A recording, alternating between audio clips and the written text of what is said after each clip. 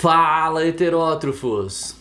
Seja bem-vindo ao canal. Hoje nós vamos ver a questão 20 que caiu na prova V da FUVEST, primeira fase 2023. É uma questão sobre biotecnologia, mais precisamente transgênicos. Bora pro enunciado?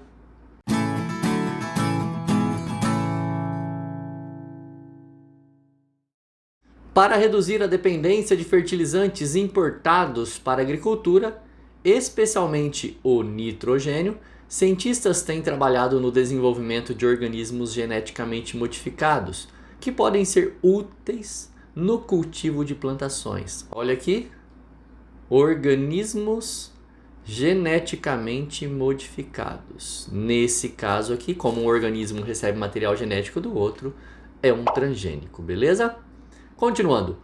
Uma das propostas é transferir genes das bactérias fixadoras de nitrogênio para as organelas que mais se assemelham a esses micro-organismos.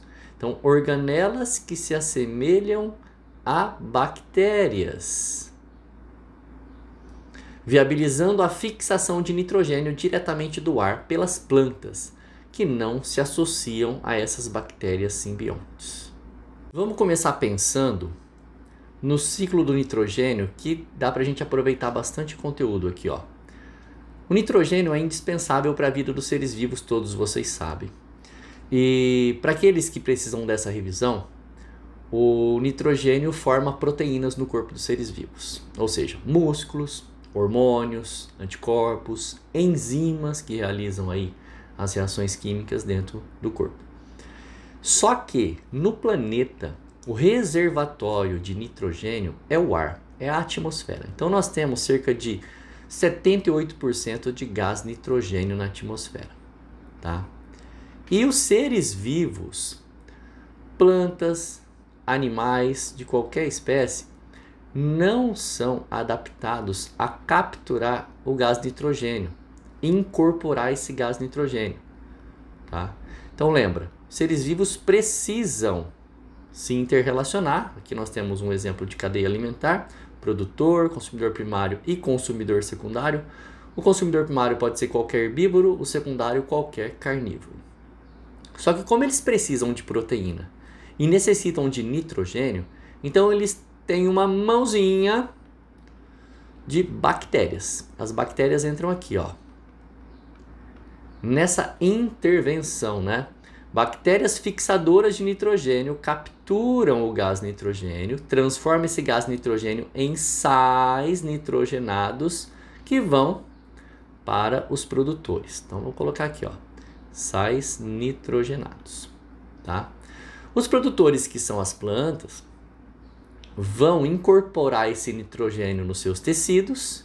Então, quando um herbívoro recebe alimento, né? Quando um herbívoro se alimenta da planta, ele recebe também proteína dessa planta, ou seja, recebe nitrogênio. Quando um carnívoro se alimenta do herbívoro, ele come a carne desse herbívoro, onde estão os nitrogênios. Então o nitrogênio passa pelo ecossistema a nível de seres vivos, né, fatores bióticos, por meio da alimentação. Então, para esse carnívoro ter suas proteínas em dia,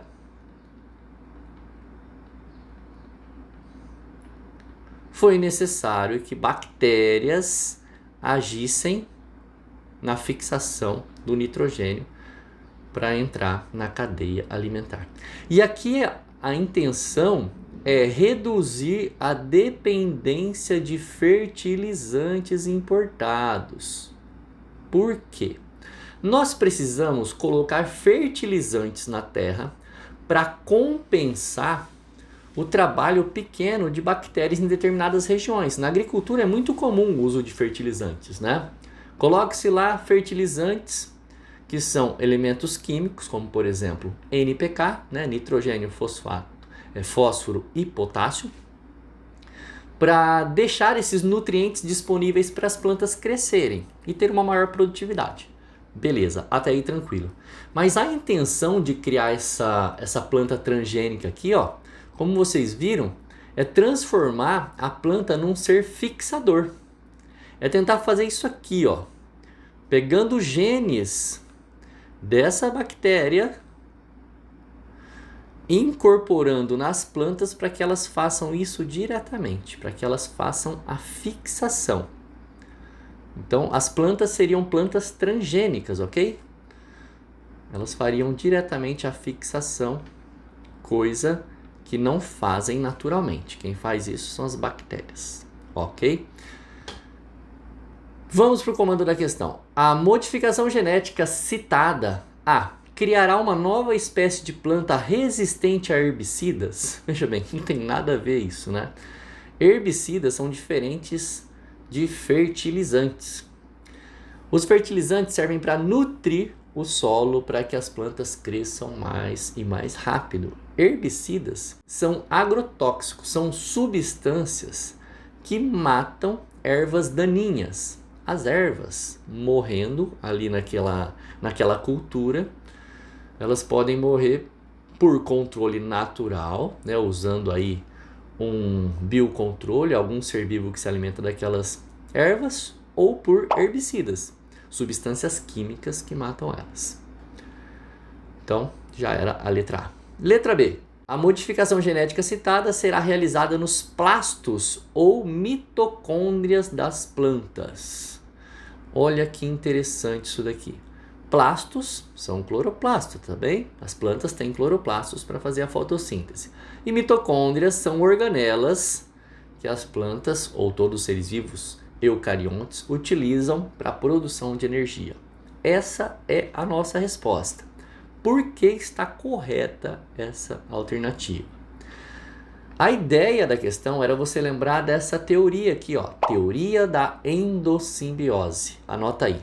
É aquela teoria onde nós, por evidências evolutivas,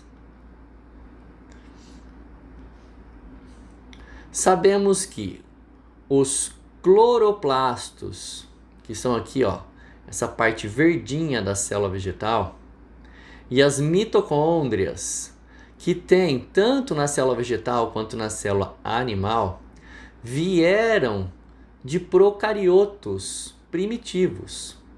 Olha só, existiam procariotos primitivos fotossintéticos de vida livre e existiam procariotos primitivos aeróbios de vida livre.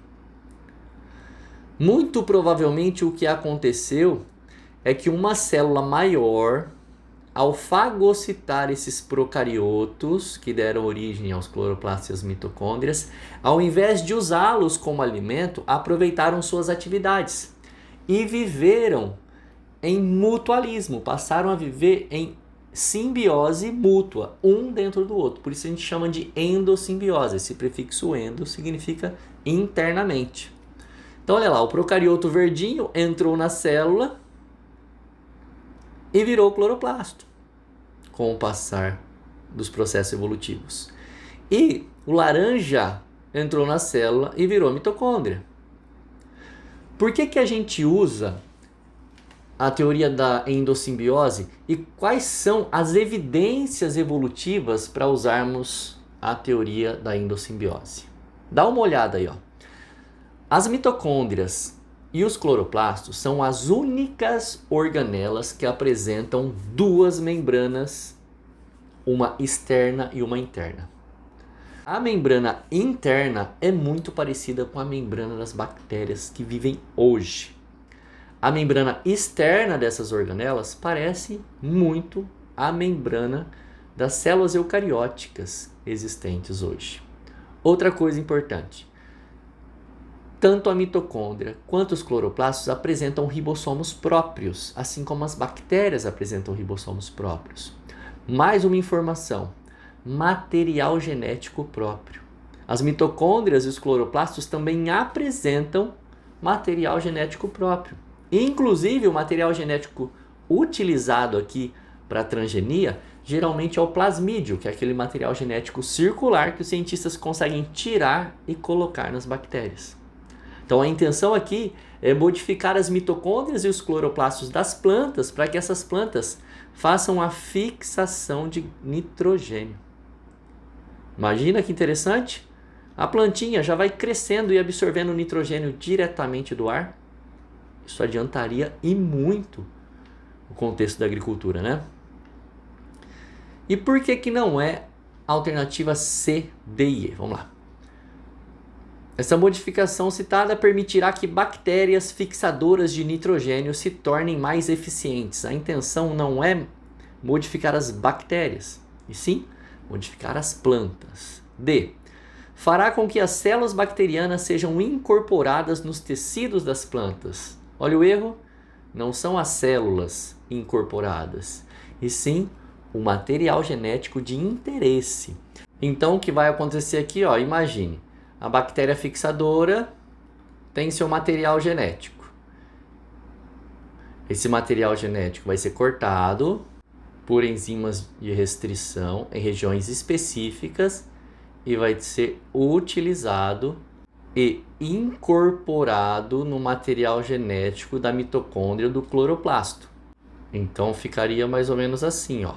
O material genético da mitocôndria do cloroplasto, que é esse vermelho, que nós chamamos de DNA mitocondrial ou DNA do cloroplasto, vai passar a ter a característica, bem aqui, de fixação, ou seja, produzir enzimas para realizar essa reação química.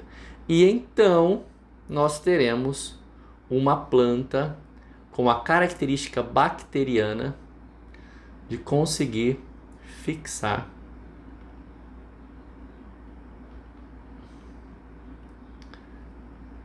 gás nitrogênio.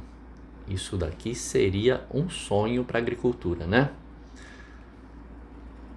E a letra E está errada por quê? Vamos lá, ó. Gerará riscos para o consumo humano pela possibilidade de ingestão de genes de bactérias. Olha só.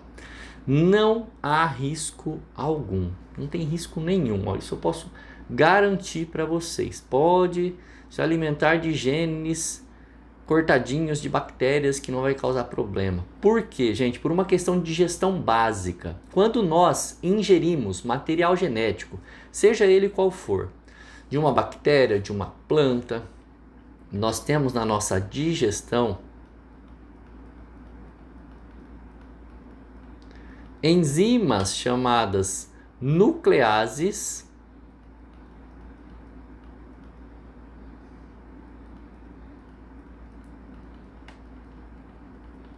que tem a capacidade de pegar material genético, transformar o DNA em um monte de pedacinhos, que são os nucleotídeos. Tá? Então não tem risco, por quê? Porque vai quebrar. O material genético vai ser quebrado lá no intestino, também por nossas enzimas nucleases. Então o processo de digestão vai resolver esse problema para a gente. Por isso que não acontece risco, são apenas pedacinhos. Ok? Espero ter te ajudado. Percebe que é uma questão bem interessante que envolve vários fatores aí, ó. Resgatamos conteúdo de ecologia ali na fixação de nitrogênio e o nitrogênio passando pela cadeia alimentar. Resgatamos os conceitos de transferência de material genético, ou seja, biotecnologia, principalmente aqui, ó. E falamos um pouquinho de digestão aqui no finalzinho. Se gostou, curta, comente, compartilhe o vídeo com um amigo. Não se esqueça de se inscrever no canal e até a próxima aula. Beijos e abraços. Fui!